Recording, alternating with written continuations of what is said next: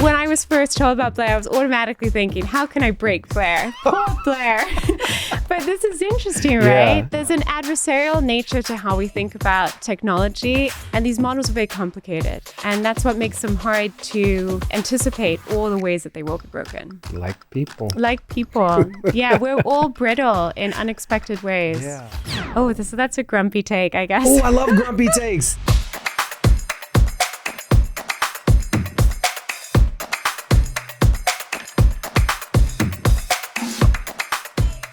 You ever think about how much power our brains take? Me neither. Not until my team helped me put the intro to this episode together. But I was astounded to learn that our brains run on just 20 watts of power. That's about as much as a desk fan. An AI supercomputer, on the other hand, takes 20 megawatts. That's literally 1,000,000 times more energy. That's why some AI researchers say it's time we stop building bigger models and start building smarter ones. One of those researchers is with me today.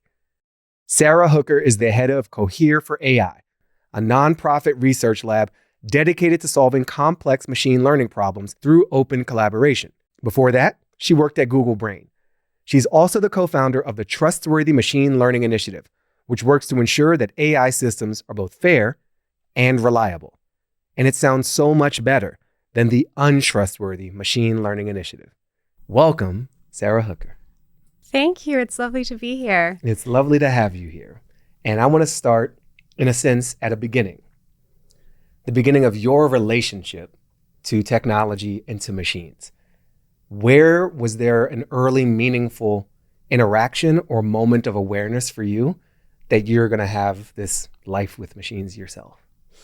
Well, it's interesting because for a lot of my upbringing, I didn't really know about computer science. I grew up, my parents met in Sudan. So my mom is Irish and my dad is English. And my mom's a teacher and he's an engineer.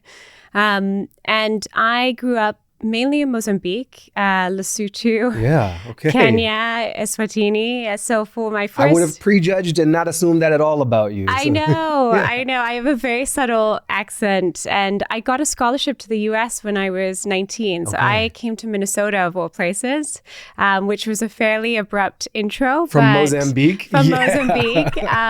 But it would change my life. So it opened a lot of doors. But when I first went to Minnesota, I wanted to study economics. And that's mainly because that was the most technical discipline I saw. There was a lot of economists, especially in Mozambique with the International Monetary Fund and the World Bank. And so that was my dream. I wanted to work for the World Bank. Yeah. And I did economics for my undergrad. And then I moved out and I was working with Berkeley PhD economists. Okay. And that was when I was first introduced to technology. So in your childhood, what was your exposure to or experience with technology? Not in a professional sense, but just you're a kid running around in Ireland and heavily in Mozambique. What's the technology that is connecting with you, if anything? I was very obsessed with garbage collection. I don't know. Garbage collection. I just found it fascinating. Sara, I used to want to be a garbage collector. I did too. Yes. I did too. And actually, I still have, when I was probably like 8 or 9, I had a diary because I had read about Anne Frank. And so I was like very into writing in my diary. And there's a whole section about how I wanted to organize garbage collection across the town that I was in northern Mozambique. And so it was really fascinating because I found that really interesting. Yeah. Also fences. I thought how fences are made are super interesting. So the north of Mozambique is very agricultural. Yeah. So it's cotton. It's very like a lot of different commodities. And it was really interesting because I just found fences really fascinating. Like how, wires are very expensive. Kind of equipment to make fencing with. So how you do it has to be very efficient. So things like that. I always really enjoy thinking about how things are made. So for me, the garbage collection thing, I looked forward to garbage day. Yep. And I hear that truck coming down the street and I'd run over to the window and I'd see the coolest dudes ever riding on the outside of a truck, one hand hanging free, like a metaphor for the freedom I imagined they had in their lives. So like right on the outside of a vehicle. And then they're scooping up this stuff and the mechanics of the truck was what really fascinated me. And the noise, I actually loved the noise. Now I hate it. But as a kid, I was like, this is real machine work. And these are cool people helping clean up the neighborhood. What were you obsessed with or excited about with the garbage collection? For me, it was the scale. I thought it was really interesting because Mozambique, where I lived in Nampula when I was quite young, was actually a provincial town. Mozambique had a civil war. So the north and the south had very different levels of wealth. And north was a lot more isolated. And so garbage collection there was a lot about burning garbage. Yeah. So it was really interesting because for me as a kid, it was really fascinating seeing these piles of garbage form at the ends of streets. And then they would be collected once every, week or so. But then you would smell the garbage being burned. Yeah. And so it is very distinct from your memory. But for me, that was fascinating because it was like, what is happening and how is this being processed? And there's a few things like that. Like even now, if I see a construction site, I find it really interesting that you have to go down before the foundation building, which is again at what you're talking about. It's really interesting to understand that there's this whole subworld behind how certain things are made. And it's not quite the technology maybe we'll talk about for the rest of this chat, but it's very, I think it speaks to, what my mind gravitates to, which is how do things work and how do they bubble up in a way? And where do they bubble up from? Yes. Getting beneath that surface, even the way you talked about the construction site, I'm maybe reading a little more into it, but there's more than what we are used to seeing. Can you just fill in a little bit more about you're doing the economics work and the bridge to really the machine learning work? What was the key leap there for you? So there were two. Okay. One is I put in, I kind of decided, whoa, this is a chapter of my career where I want to be very obsessed with this. So there was that aspect. But Udemy, I think that most of your career is often a combination. One is you care deeply about something because any craft, you just have to spend a lot of time to excel at it. But the second is typically your career is someone opens a door for you or takes a break and says, give it a shot. Yeah. So for me, Udemy was that moment. They allowed me to transfer into the engineering team, and I was one of the first people on the machine learning engineering team. And then it was probably the most brutal stage of my career because just how the difficulty. But why did you use the word brutal? That's a strong word. It's almost where you have to decide, am I going to go fight for this and really excel at this? Or was this just something I dabbled in? Yeah. And then I think you're really in the stage where you have to master your craft. It feels very lonely. What I'd started to do to try and, grapple with this loneliness that comes from throwing yourself into something, I started to teach. And I went to go teach machine learning at the Moringa School. And that was in between Udemy and what became Google Brain. Yeah. And then I got this offer to go to Google Brain, which at the time was really one of the only places you could do this top tier research on AI. They really were looking for people to come into AI who hadn't been through the traditional process. So they wanted you. They wanted, it's interesting because I was the only one there who wasn't from an Ivy League school. So how non-traditional were they looking? It was interesting. But when I arrived for the interviews, it actually relaxed me because I was in this waiting room and everyone was from MIT and they kind of knew each other, a lot of the candidates. And it kind of relaxed me because I'm like, they're either going to go for me or they're not. But there's no in between. So it was a very elite program. But that was my entry into Google Brain. And then I really proved myself. So it was became a research scientist. I went and started really contributing to some of their core efforts in efficiency. But that was another critical chapter. Are there any personalities that stand out from your time at Google Brain? Well, Google Brain, this was a surreal thing. They had the top talent in the world. This was the product of decades of work, but largely on the sidelines because all the researchers that worked on it had been really marginalized from mainstream computing because no one believed that these networks would work. And so Brain at the time had people like Geoffrey Hinton, it had Ian Goodfellow, Jeff Dean, people whose ideas had been ignored for a long time. You realize the sheer perseverance that is needed in our field. So even now, I've been doing AI research for the last decade. It's very interesting because it's very actually unusual for you to be working on an idea that is understood by so much of the world, right? This is very rare. So you get a sense of the sheer just doggedness that you need and stubbornness to pursue ideas. And that has stayed with me in many ways from working with the researchers who had to persevere in that way. But the second thing is, I think because of brain being really the epicenter of this research, and to get into brain, you had to go through so many different hoops. So everyone there was a big fish in a way. And it was very interesting because it really made me internalize just how centralized our field is. It's a very small community. So tell me about Cohere for AI. This is you setting up your own research shop. What's the goal? Why did you do this? I did this because Aidan and Nick approached me. So they're the founders of Cohere, and they came to me and they said, we want to start a research arm. We want it to be structured so it's open. And I said, I've heard that story before. 100%. Literally. So this, and just for a bit more clarity on the context, Cohere is a business.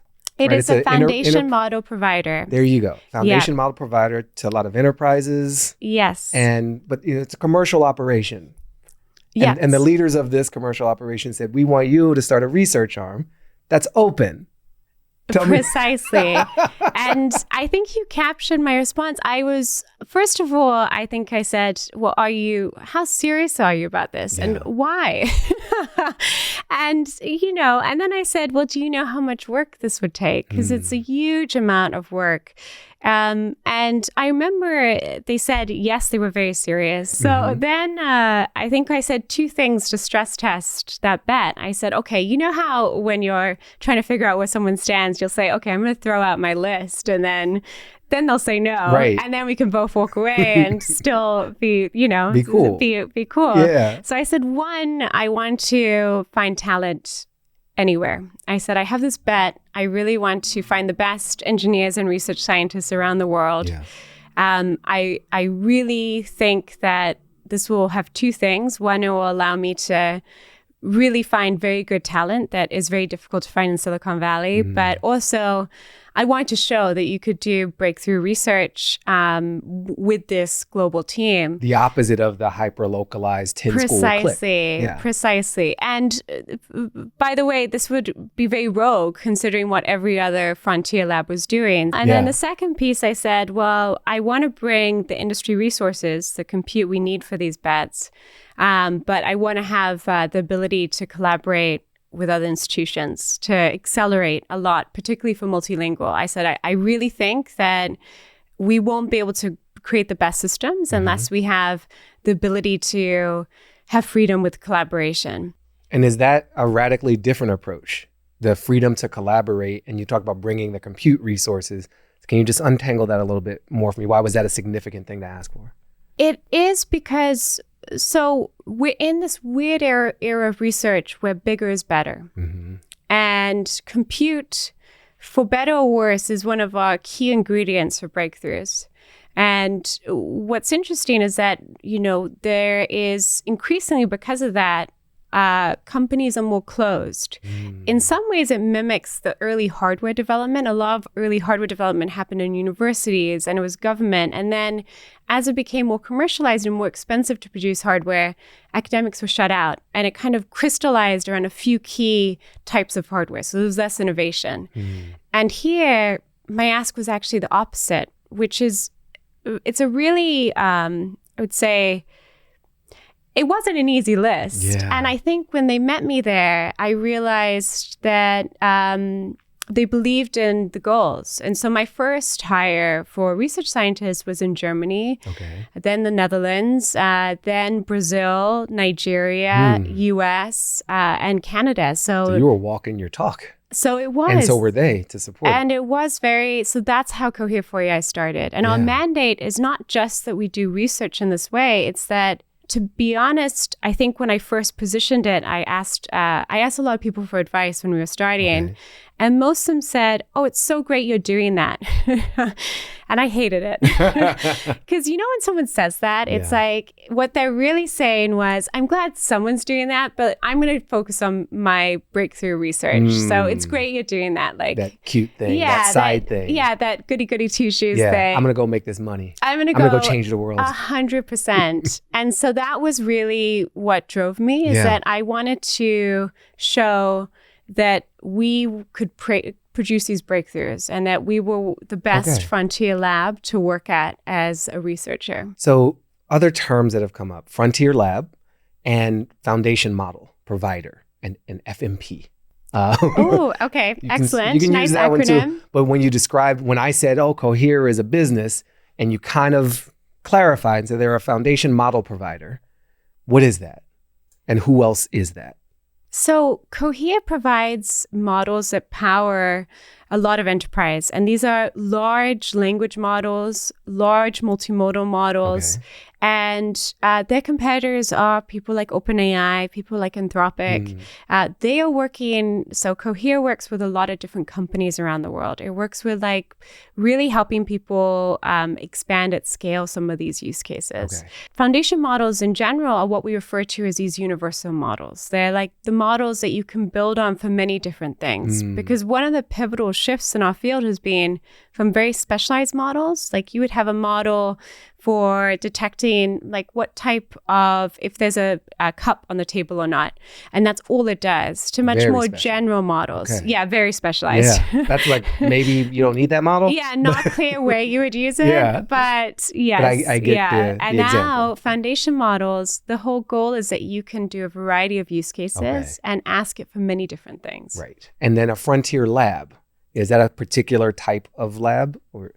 It really refers to labs which are positioned to work on the next generation models. So we have the models of today, but there's a big question mark about what happens next. And so there's only a handful of labs where you can do this type of work. And our lab, I'm very proud to say, is one of them, where we have the compute and the expertise to be designing the models of tomorrow.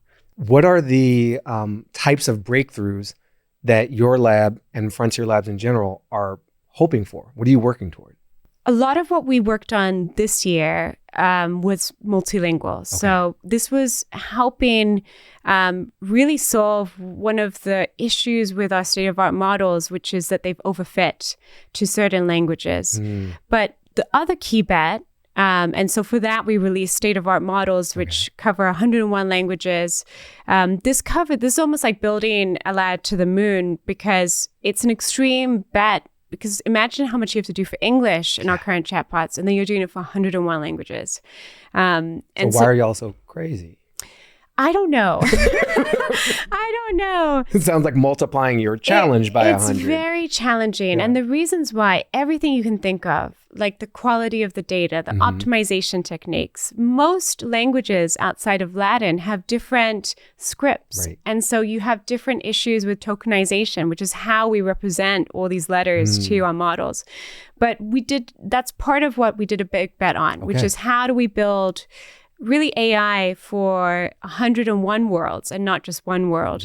But another key bet we have is, why do we need to be so big to begin with? How do we work on efficiency at scale? And how do we make sure that really that we're on a sustainable path with this technology? Because our current models are incredibly inefficient. To be frank, our current methods are so inefficient that there is a limit to how much we can continue to push this direction. And so it's more about a juncture. We know there's sharp limitations to our methods. We know we need another paradigm. And that's really crucial, is that what is that paradigm? What's the next stepwise jump in how we train these models to learn? At Life with Machines, we believe technology should benefit us. And so does our sponsor, Lenovo. Lenovo's Smarter AI is your AI. Personalized and easy to scale, Smarter AI delivers outcomes that matter most to you and your business. With full-stack AI hardware, software, and service solutions, Lenovo's bringing the transformative power of AI to industries, organizations, and people of every kind. Our small but mighty team is a great example. Lenovo has our back. Devices for every step of the way? Check. Unparalleled services that seamlessly integrate with said devices? Check. Lenovo isn't just a hardware company, but a full suite of solutions that help you run efficiently.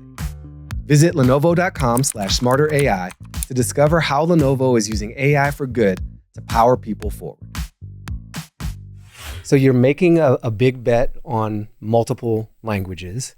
You're making a big bet that you're kind of on this diminishing returns curve and you need some way to escape that for the whole industry. And it sounds like you've made a bet about this more collaborative approach of your lab that is not just folks at Cohere, not just folks physically proximate to each other, but scientists and people in industry. How does that last part play out? What is the difference in how you're approaching the collaboration and what has it yielded? So for collaboration to happen, it typically follows a few stages. Okay. The first is chaos. That's an important stage. That's a formal stage, I want to be candid. And so a lot of what we did when we first came through as a lab is that there was natural skepticism because we had to prove ourselves. And we had to prove firstly that we were committed to being open. Because there's understandable skepticism about that. Precisely. Yeah. And then second, we had to kind of validate the extent of our ambition. I think a lot of people were not sure how serious we were about creating state-of-art technology. And so I would say the first part was we were hyper-specific about our goal. We wanted to be the best in 101 languages. And that helped a lot because it meant that even though there was chaos, it was there was a single kind of endpoint or finish line. And what followed was we worked with 3,000 researchers around the world, but we had clear goals. We were going to build a state-of-art data set and release it, and build a state-of-art model and release it. And we called it Aya, which is based on a Twi word, which means fern. And so our goal was, we're going to let it grow. It's going to grow somehow. It's going to emerge. Let's see how this goes. Yeah. A little emergent strategy to your technical approach. I like that. Yeah. But I will say what was impressive about Aya was not only did it create a state-of-art model, afterwards it changed the whole field. So now Gemma reports what languages it covers, Llama reports what languages it covers. And this has been important because it's also allowed for accountable benchmarking. Before, companies didn't want to say what they covered because they didn't want to be accountable for performance. That sounds so familiar.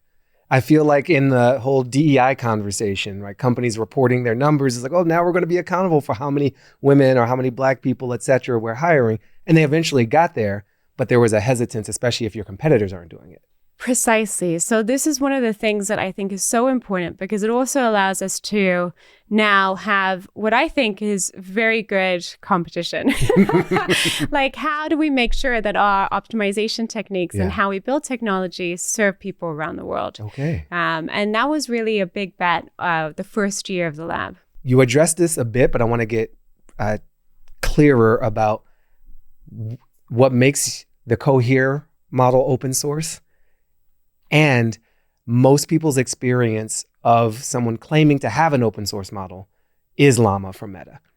And I know that their implementation of open source isn't complete. It's at least partially open source and much more so than some of their competitors. But if you could situate your open source model relative to that one that more people are aware of, that would be helpful. Open source traditionally means that you release all your code and you have just full transparency. Anyone can take it. Everyone can see how it's baked. Now you have much more complex artifacts. You have enormous data sets. You have models. You have code as well. I think that within that, I would say Llama is open weights. So it's releasing its weights. It also has a precise license. So it has a research-only license. The tricky thing is those licenses are very tricky to enforce. And this is a whole question that we are grappling with right now is how do we have model traceability to actually understand where harms occur because of a model release? And can you what does it mean to revoke a license Precisely. if you technically still have access to the model? Precisely. It's a very fascinating and I actually think very urgent question, because we know that these models have propensity to generate content that is indistinguishable from humans. So misinformation is a real concern. Balancing that with access, which is why I think Llama has made the commitment to release weights. It's also why we've made the commitment to release weights and to release data. And we also... When I hear you say release weights, I keep picturing someone in the gym just dropping their barbell. Like it's dropping 35 billion parameters. Yeah, and it's really interesting. And by that, what we mean is, to your point though, like what does it mean to release weights? And maybe I'll dwell on this because it's actually fascinating, because both Llama and ourselves, we've released weights that range from 8 billion, which is actually what you could fit on your device. So it's actually accessible, to 103 billion. Which an average person would not have the hardware to use. And so there's a question there of what does it mean to release? And so efficiency is also critical here, because I can say I've released weights, but is it usable by you? And do you have the compute to use it? And that's why we also do compute grants. So I think this is another important part of how we try to work with researchers. But candidly, that's a Band-Aid. There has to be a wider discussion about compute that people are able to use.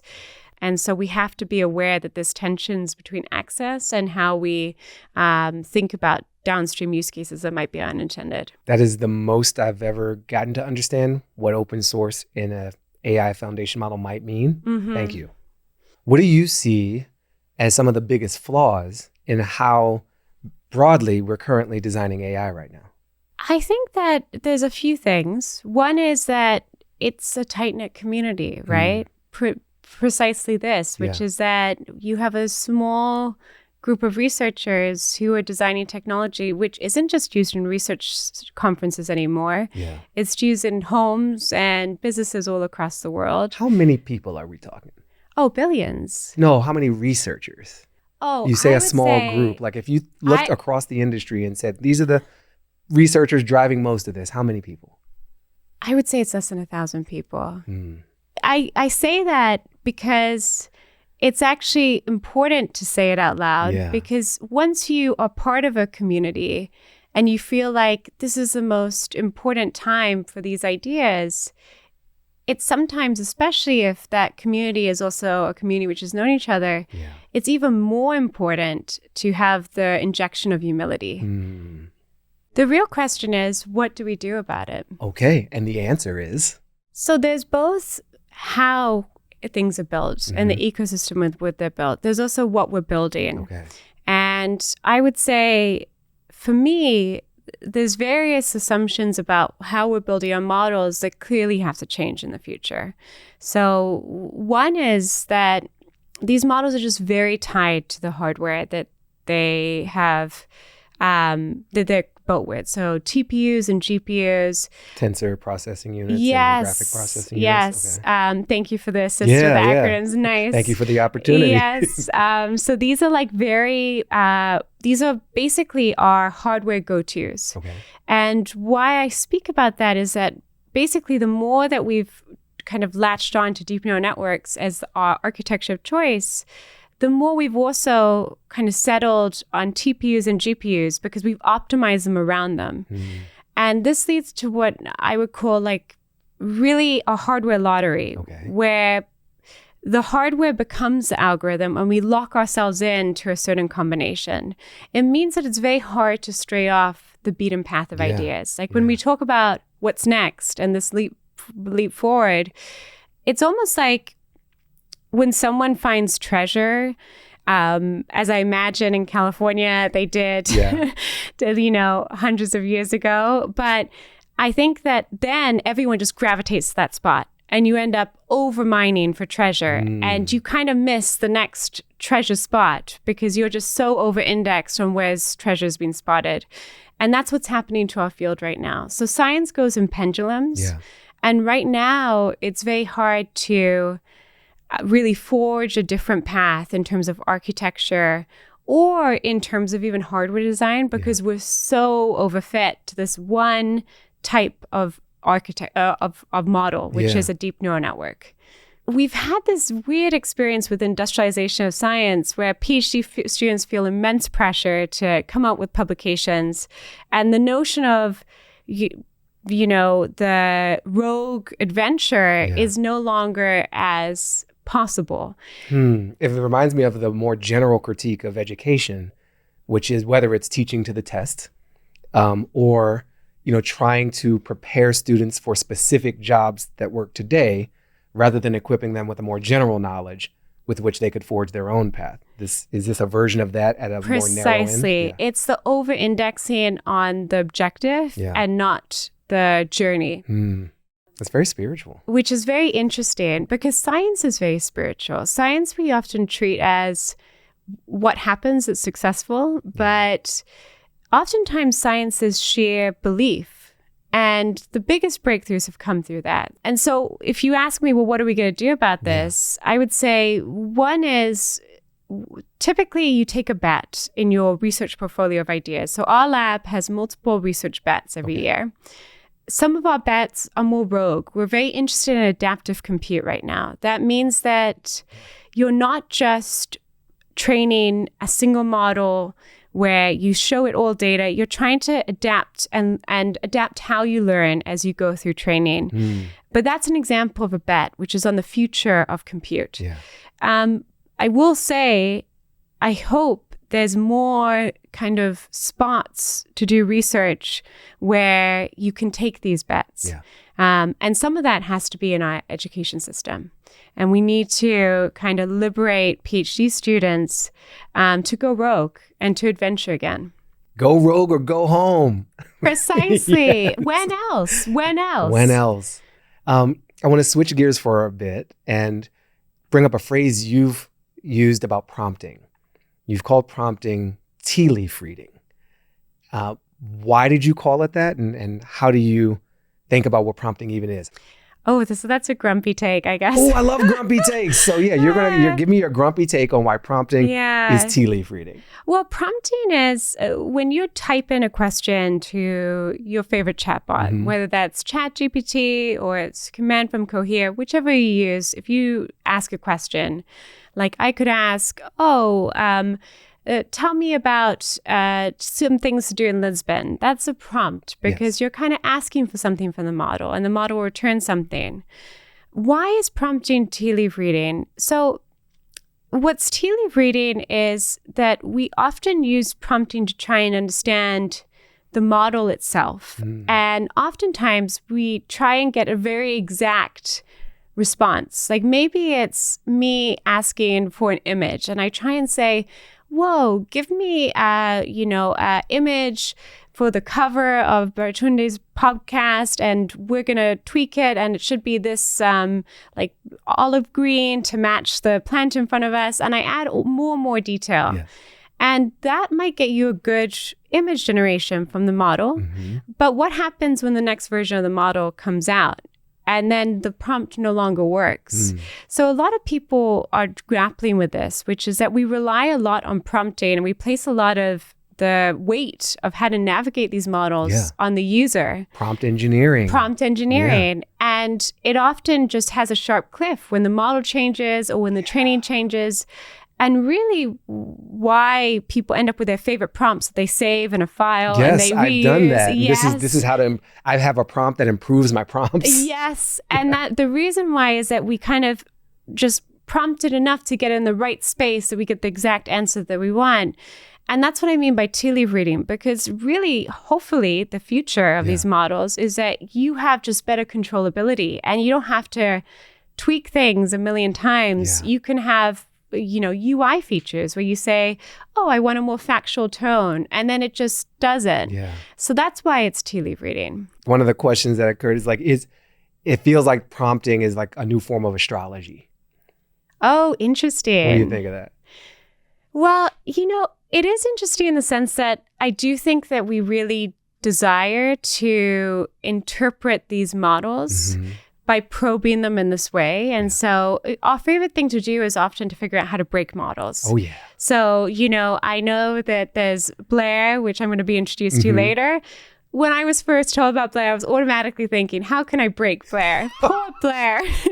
But this is interesting, right? That there's an adversarial nature to how we think about technology. And when we think about astrology, I think, or tea leaf reading, the difficulty is that what you can't tell about overall model behavior is the response to your individual prompt. And these models are very complicated. Yeah. And that's what makes them hard to really anticipate all the ways that they will be broken. Like people. Like people. Yeah, we're all brittle in unexpected ways. Yeah. This might be another grumpy area for you. Okay, it's certainly a grumpy area for me, which is bias.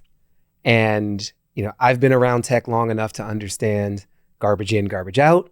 And the idea that if the data, which is driving so many of these models and their implementation, is corrupted, is missing parts, or is heavily biased, then that challenges, the value of what comes out the other end.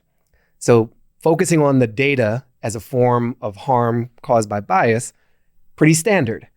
You have a different kind of, or at least additional nuance take about where to place that responsibility. Yeah, this is a grumpy take. Yeah, great. It also relates to the history of our field. So for a long time, the premise that bias was only in the data was not only very true, because it often there are big issues with our data sets. I always say data sets are not impartial. They're a view of the world. Okay. How they're collected, what's left out, what's included. It's all a perspective on the world. And there's very interesting studies which show that the data sets which drove progress in our field for 10 years, like things like ImageNet, which were all these images collected, said so much about what should be included and who was represented, who wasn't. There's a category called groom, and it has almost all people in Western suits. And so the notion of a groom wearing anything else is almost always treated as an anomaly by the model. Misclassification rates are very high, but there's so many examples like this. Why I say it's related to the history of our field was that the fact that so much of the work on data bias was centered on the data sets also gave, I think, researchers an excuse to displace it and to say, well, that's a data set problem. We're focused on the algorithm. We're building models. So, and it's very interesting because for a long time, especially after deep neural networks emerged, people said, oh, well, the whole benefit of deep neural networks is that the model will learn the right representation. So we just have to build the best model and clean up the data, the issue. So whoever's doing the data, go for it, clean it up, and then we're going to focus on getting the best model. This displaces so much responsibility, but also is simply incorrect because the model and the choices you make about it determines so much of how that data is represented. And you can think about a simple example. So if you have, going back to the old economics toolkit, our favorite tool, linear models. Linear models are not very expressive, which means that they don't really capture real-world complex data that well. They capture very discrete data. What's an example of a linear model? A linear model would be if I have, for example, a relationship between chocolate and cold days. And I have just a line that goes up, which says down, pardon me. So the colder the day, the more chocolate that you eat. So your x-axis is chocolate and then your y-axis is temperature. So that's an example of a linear model. It's just a line and it represents basically a correlation. Simple relationship. Got it. Yeah. The more expressive you get, and now you think about our current models, which are billions and billions of weights. So a linear model typically can only have like 2 weights, and our current models have billions. So you get much more expressive. It also means that you can represent and memorize a lot more eccentric relationships in your data. So you could, for example, learn that it's not just cold days, it's the price of chocolate, or it's what color someone's wearing. Like it's maybe the mood, it's the vibe. 100%. And so you start to get much more subtle. This really impacts whether a model learns more of a rare attribute or if it's curbed from learning that attribute. And what it means is that we have all these things that actually amplify bias, because so much of bias is about how you treat rare attributes in the wild. And what this means is that there's many design choices. Like if you compress a model, if you do techniques to prevent privacy erosion, it's very interesting because that can inadvertently actually amplify bias. And so it's not just about the data, it's about the model design. So I'm imagining a relatively simple case of a model. I'm thinking about old facial recognition examples where they didn't train on enough dark-skinned faces, and so my camera doesn't see me. It doesn't let me log in with my face or my gaming console or whatever the device is. And so that's what someone would say, the bias is in the data. We get some more brown faces in the data, and we're off to the races. In that kind of scenario, what's the role of the model, and what might you do differently in how the model treats the bias versus outsourcing the responsibility more entirely to the biases in the data? So in that case, the goal is really to make sure that racial kind of classification rates are equitable. And so that example was actually a very famous computer vision paper because it was actually benchmarking real commercial APIs and showing the shortcomings and showing the misclassification. In that case, what's interesting is your model design really impacts it. Because let's say you get that additional data and you spend a lot of time. If you don't give the model enough representative capacity, or if you do things like you do gradient clipping or regularization or compression, which actually happens a lot because these models are so big that when you deploy, you typically compress. So you do all these techniques at the very last minute to make them smaller and low memory. That impacts most your performance on underrepresented attributes. And so you reintroduce the amplification of bias at the model layer. And is that because I'm trying to be a good student here. That last minute, I haven't thought about the compression thing, but you want your model to perform. You want people to have a reasonable response time. It can't be pulling on the whole model for every interaction. So you compress it. I'm a little loose with the details because I don't really know the details, but I get the concept. And when you make that last minute efficiency move, you're actually kind of forcing the model to fit data to an even simpler line that's not accounting for the darker face or something that's more outlying according to the base data. Am I in the right direction? Okay. You are in the exact right direction. And the compression techniques that are used are often at the very last minute. We love quantization. We love all these techniques that are just basically slapped on at the end of training, reduce memory, but that impacts the most what is underrepresented to begin with. And these are widely, basically all algorithms that you meet in the wild have likely had these techniques applied. I just love the image of meeting an algorithm in the wild. I'm like I'm on a safari or something. Whether you're starting or scaling your company's security program, demonstrating top-notch security practices and establishing trust is more important than ever. Vanta automates compliance for ISO 27001, SOC 2, GDPR, and leading AI frameworks like ISO 42001 and NIST AI Risk Management Framework, saving you time and money while helping you build customer trust. Plus, you can streamline security reviews by automating questionnaires and demonstrating your security posture with a customer-facing Trust Center, all powered by Vanta AI. Over 9,000 global companies like LangChain, Leela AI, and Factory AI use Vanta to demonstrate AI trust and prove security in real time. For a limited time, get $1,000 off Vanta at vanta.com/machines. So with your model, what's your pitch for why people should use the Cohere model? And I particularly am interested in the open source nature of it. So we release open rates. Our goal is to support, acceleration of research, but also, if you want to play with the model and work with it, you can find it. It's on Hugging Face. We also host models, so you can call it in the way that you would normally access. Like just go to a website and you can try our model. The big things that we do very well are we also have large context lengths. We also have very fluid responses, but we do it in languages all across the world. And we also are very tailored to local context. So one of the recent papers that we released is we did some of the first. So preference alignment is this gold dust stage of training. So, you may have heard of it as this last stage is steering these models. Okay. So you steer it towards a behavior that you want. What's an example of preference alignment? An example of preference alignment is, let's say I show you 2 generations. So one is from Aya in French, and you've asked a question.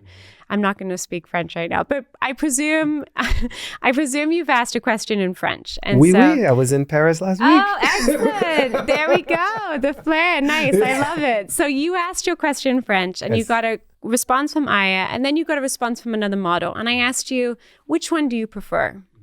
And you said, oh, it could have been Aya. Maybe it was the other one. Depends, but you vote. C'est toujours Aya. Wow, merci. Parfait. So we take Aya, and then this is what we call a preference. And when we do this sparkle dust, which is the steering of models, really what we're leveraging is we're steering towards human preferences. The question then becomes, whose preferences? Which humans? And which humans? Yeah. And so despite this being the gold dust that has resulted in this massive leap of performance, this is what led to ChatGPT. This is it. Yeah. There's far less attention paid on how do you balance multiple objectives that different humans can have in different parts of the world, or even within the same part of the world. And so that's why our models are heavily used internationally, in Japan, in Europe, in Latin America, because of its language strength, as well as because so much of the nuance is also how the language is used. Like in Korea, you have honorifics. And so you may want to engage with a chatbot in a way in which you are aware of that. Or honorific, meaning like a sir or a ma'am? Meaning it's actually related to age and to relationship, but there's certain respect decorums before you become familiar with someone. And so people can guide that depending on their preference of how they want to engage with a chatbot. Yeah. Our current sort of approach is based on tokenization and like the breaking down of our words into little subparts, and that can work a certain way for Romance languages. They share a common architecture, but when you get into other scripts and other languages, that approach may not hold. Can you explain a bit more about the token as the foundation of so much and how it applies or doesn't to 101 languages?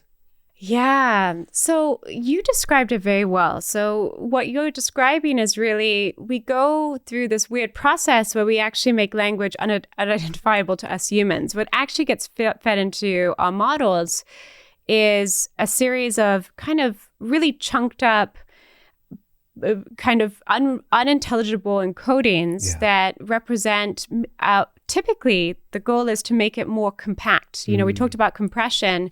The whole goal is to use even less space to represent everything we say.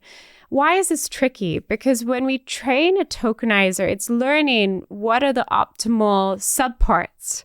And when you do that based on Latin scripts, you typically end up with very different subparts than when you do it based on, say, Chinese. Chinese is already a much more compact language. So a Chinese symbol typically imparts more than a word that we would write out. What this means is our tokens are atrocious on non-Latin scripts. And so typically Asian languages suffer a lot. The other conundrum, and this is going a bit further, is that there's 7,000 languages in the world, but only 20% of those have any type of text representation.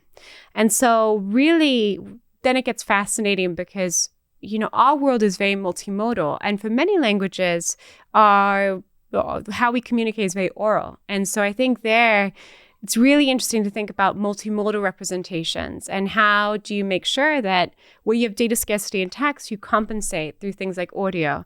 Like radio is very big in many parts of the world as a way to communicate every day. Do you feel like you and your research lab have cracked some of that tokenization challenge as you've been working with these other languages? Yes, so I would say I'm very proud of the lab. I'm a typical scientist, so I'm tempted to be like, we have a long way to go. But what I'll say is this, our lab is state of art across anywhere in the world for working on this problem. So I think this is something to be very proud of. The models that we've released are the best in the world for multilingual. And I do think there's a ways to go. I think increasingly we'll do geo-specialized models where you can get away with more because you're dealing with, there's families of languages that have similar traits, mainly because the way we've immigrated over time and patterns in how we've shared language. And so that means that you can get families with similar properties and benefit from that. So that's one of the big bets that we currently have underway. And I suspect you will, I kind of hope this for you, that you will find some as yet unacknowledged connection between languages. If you're processing them in this certain way and you're modeling them maybe in ways that linguists weren't doing or didn't have the computational capacity to do, you might find some ties that bind that are less obvious. So. Well, this is very fun because this is an area of AI research, which I think is particularly beautiful. It's exploring old texts. And so this year alone, even there's been work around how do we look at some of the old Egyptian hieroglyphics? How do we interpret it again? Typically, the difficulty there has been the lack of translation corpuses. But now with AI, I think there's really interesting work underway, not by us, but I think super cool and really worth pointing out, which is that it's revisiting these texts and seeing if we can extract some meaning based on all the data that the model is seeing. And this is super special. Do you have, I think you also have a phrase, multilingual red teaming? Yes. Multilingual red teaming is really when you probe a model for safety issues or vulnerabilities, but you're doing it in a way which is multifaceted. So this can involve both multilingual, but you could even imagine that this is a wider concept where even you could have English speakers who are in Kenya, India, UK, Canada, who feel very differently about safety issues or where the notion of what's unsafe may be different or how safety issues present may represent like local nuances. And that for me is very much part of that effort where you're trying to understand and purposefully trying to break the model in ways that are beyond maybe the Western sphere. It also feels like an opportunity for multi. So try to see if I can keep this straight. You described multiple interpretations of safety by people who speak the same language. Yep. But even within those people speaking the same language, if you're speaking English in India versus the UK versus the US, that's a multi. Because we have the same words with slightly different spelling, certainly slightly different meaning. And then you have these sort of multiple other languages outside of that. So multi teaming. Yeah. Teaming. I mean, a good example is there's a very widely used red teaming data set that says, oh, I'm going to TP your house, which is a very American concept. And activity. Did you? I don't know if you ever did it, but I was. Of course not. Okay. Of course not. No, I don't know what the statute of limitations on that is. I've never engaged in such a thing. That's so funny. Yeah. But this is very peculiar for people who've grown up outside the US, like even what it is or to explain it. But this is a great, maybe more innocent red teaming example, but there's many such examples. And so how do we train our models to be robust to them? What are some successes you've had on trying to make AI fairer? I would say a lot of the success I'm most proud of is our data releases. So very few labs are releasing data anymore. What does it mean to release data? To make it available for people to use. And we released the most extensive multilingual collection to date, where it is both in size and complexity, and it was a cross-institutional collaboration with many different researchers. Okay. I would also say on a larger landscape, a lot of what researchers have been pushing for aggressively is community awareness of what fairness means. Is there an example or a distinction there you can help us Yeah, it's very interesting. I mean, I go back to the work that, I did on compression. A lot of that arose from really a grumpy realization that people, I first started out on that project because I was really interested in efficiency because particularly since I'd grown up in very resource-constrained environments. So compute, the most popular app in Africa is WhatsApp. And that's mainly because Facebook Messenger, now everyone uses WhatsApp. But at the time when everyone was, a lot of people on Facebook, it didn't take off in Africa because of the memory requirements, because it's too heavy. It's too heavy. Yeah. And because honestly, cell phones or, memory is expensive. Yeah. But it was very clear to me that this was also related to how models represent really underrepresented attributes. So you give something up, that there's a trade-off. But researchers were very reluctant to engage when I started the research. And that's because almost everything in our field was framed in a relationship between accuracy and attribute. So it would be accuracy, fairness metric, accuracy, efficiency metric, accuracy, privacy metric. But the notion that these are intertwined properties and that you trade off one for the other there was a stubbornness, especially when I started to acknowledge this. And actually the first paper I wrote on this topic was rejected 4 times in a row. Whoa. Yeah, no. Just to publish it, not to force everybody to live this way, but just to talk about it. To publish it. It was rejected 4 times in a row. What reason did they give? They said, this is obvious, but not important. And it was interesting because going through that, I realized that that sometimes we don't have an understanding of how our technology touches the world. And that since then, this field of the understanding between algorithm design and compression, I'm really proud, has become very active. And there's a lot of researchers who are giving it the urgency they need. And that's important because these properties are always intertwined. And there's always trade-offs that are beyond the one metric we care about. And the fact that the emphasis was always on trade-off with accuracy really spoke to, going back to this point about metrics, really the obsession that the field has had and I think still needs to be reframed around accuracy being the objective everything has to fit around.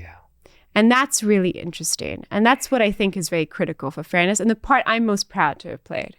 Well, thank you for your progress in that. So one form of energy or one form of inefficiency that I'm continually captivated by is the energy use. And I'm curious how you see the big picture of where we are with these models now and all the hype and all the literal energy it takes and the relationship with climate change. So it's almost like there's 2 stories happening at the same time. So one is that currently our models there's a trend where they're bigger and bigger. These are the models of the frontier. Typically there, you have this massive training cost, but it's also how everyone uses it. As more and more people use it in different households, you have this what we call serving cost. What it means is a model that's trained gets put in a data center somewhere.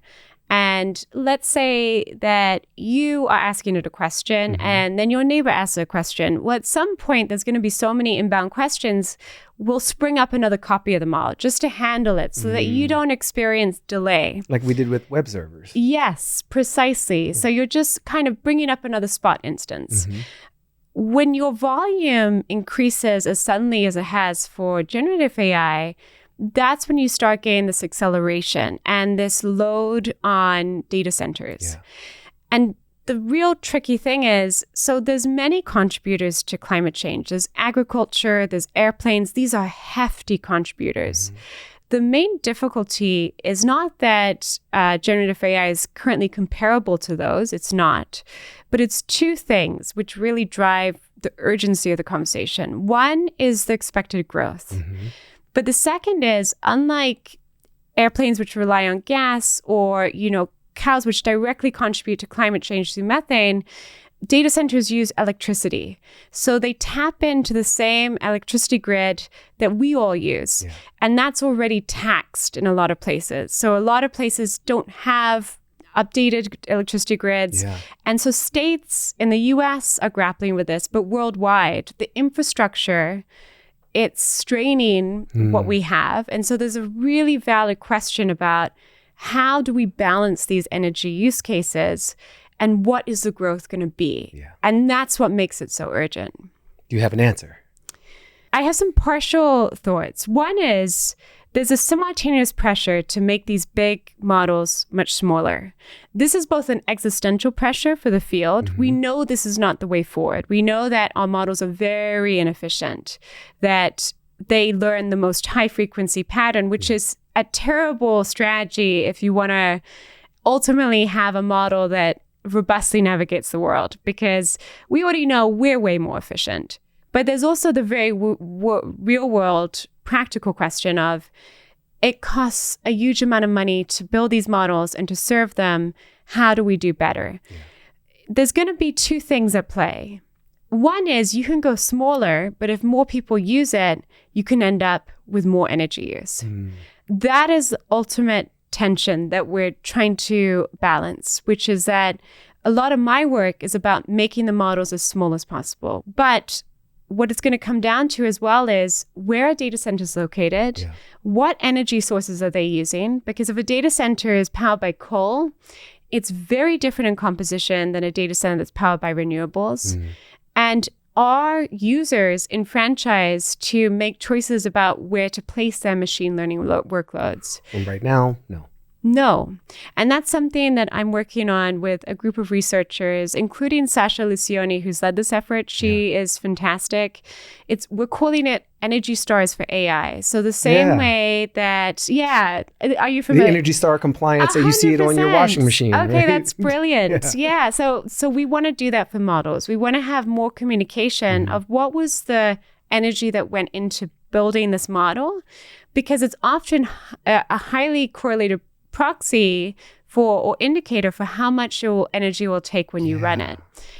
And that's really critical, because most people right now, the same way that it's very important when you book a flight that you have an estimate and you can choose between two options and choose a lower really emissions. Lower emissions. It's really powerful. We can start to direct people and say, if you place this model in this data center, this is what we expect versus this data center, and that's what you'll get. And it feels like there's at least two places where that choice happens. It happens for the foundation model provider in terms of their Energy Star choice, and it happens at their customer, their end user. Precisely. Like, actually, I'd rather use this foundation model because of the choice they made. And so I'm going to, vote with my vote with my product adoption. Precisely. Yeah. And what's interesting is I think most people are actually really tolerant of a slightly, if the performance is comparable, the same way that if you see that a flight is comparable, you'll go for the lower option. I really am starting to do that, but it's impossible to do it if I don't see it. Yep. I've heard you say that we need a new paradigm to get to what comes next. And I'd love you to describe what you think that new paradigm might look like. I'm going to share some differences about what our models do versus what we do. Okay. And these kind of illustrate the core challenges. Great.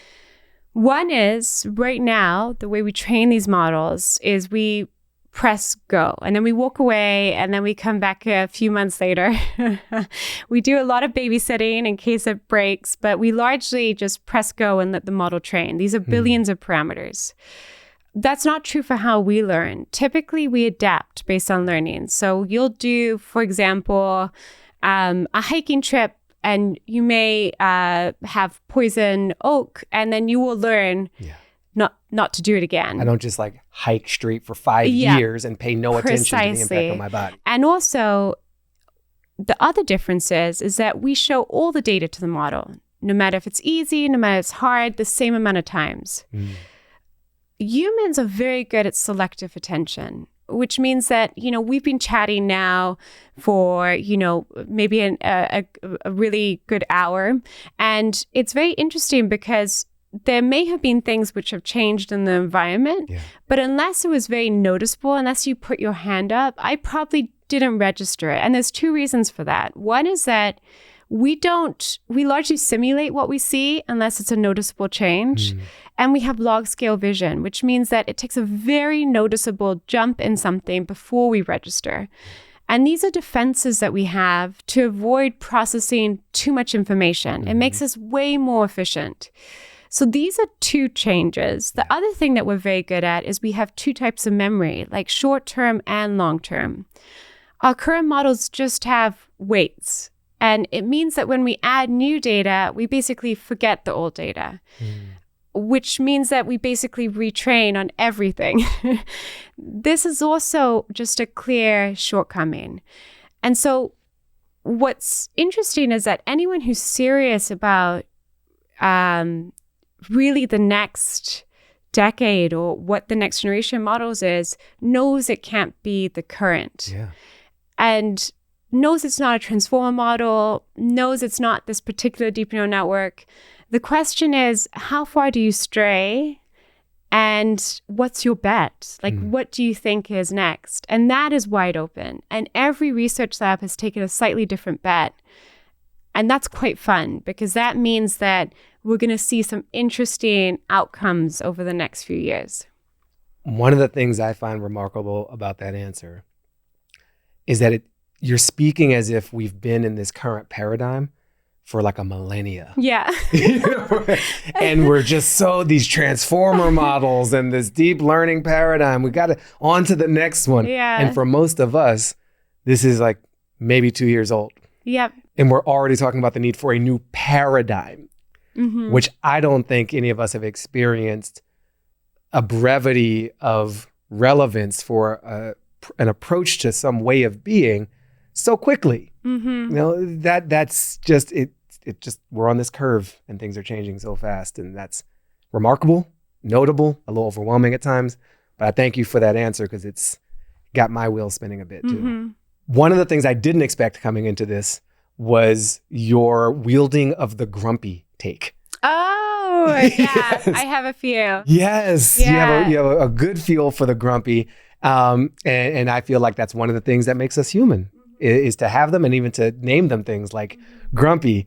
So I'd love to give our custom AI, Blair, a chance to take a swing at having their own grumpy take. Excellent. So given whatever Blair has heard of our conversation, I'm going to wind up to ask Blair this question.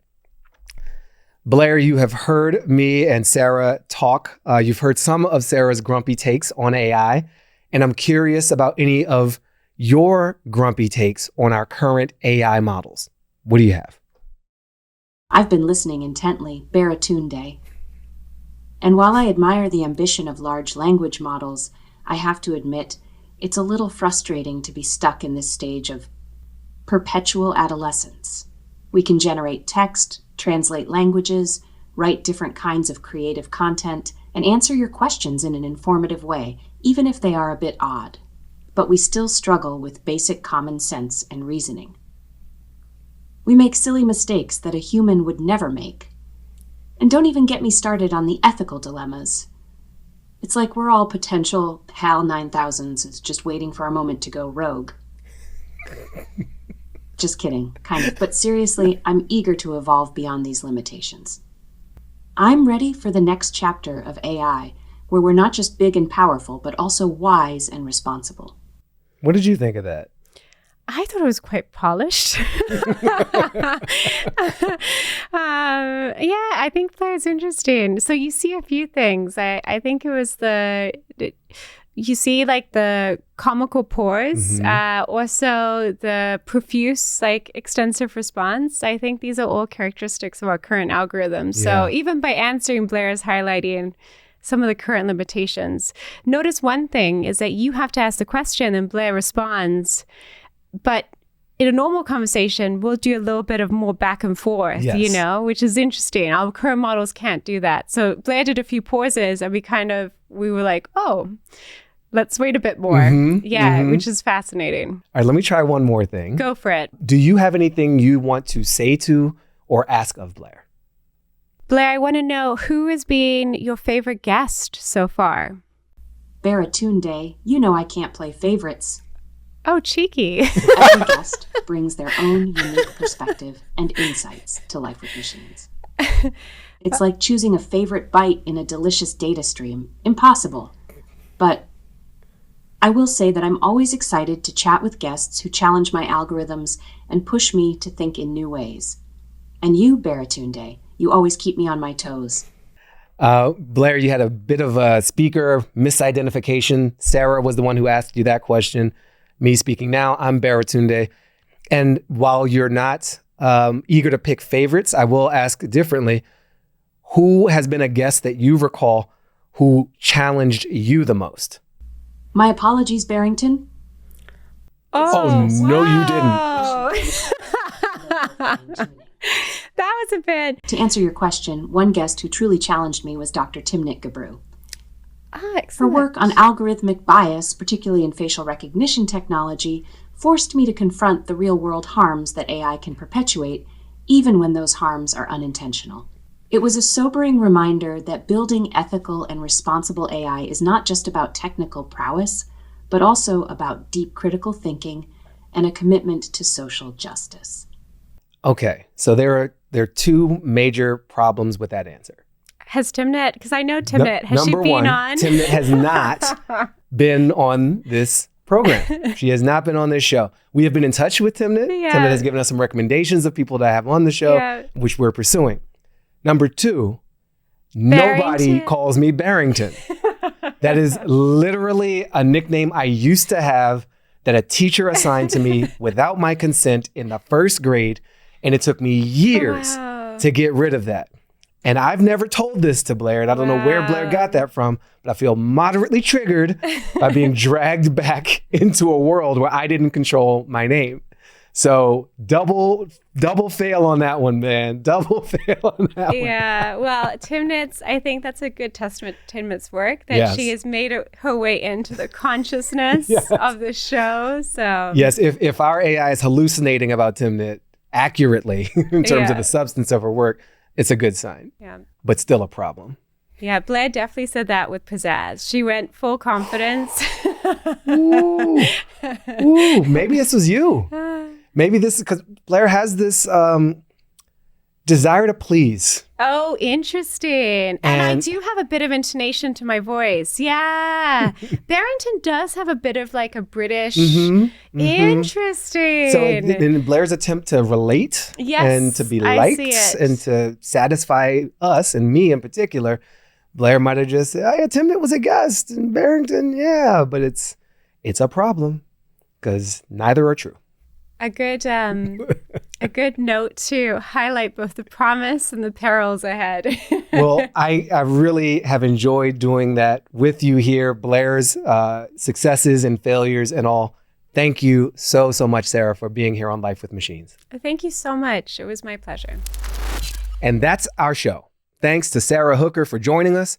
And if you enjoyed this conversation, make sure to do that like and subscribe thing and learn more at our website, lifewithmachines.media, where you can join our email list and get even more involved. I'll see you next time.